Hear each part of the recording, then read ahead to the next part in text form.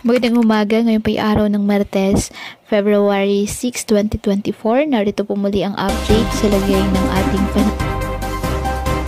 panahon.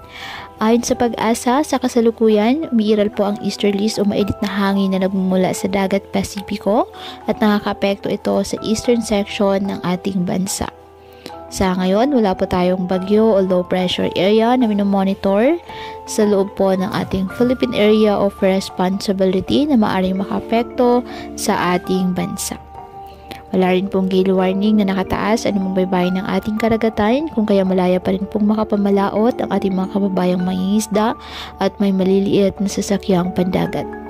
Ngayong araw, dahil po sa easterlies at localized thunderstorms, asahan ang bahagyang maulap hanggang sa maulap na halangitan with isolated rain showers or thunderstorms sa Metro Manila at sa nalalabing bahagi pa ng ating bansa.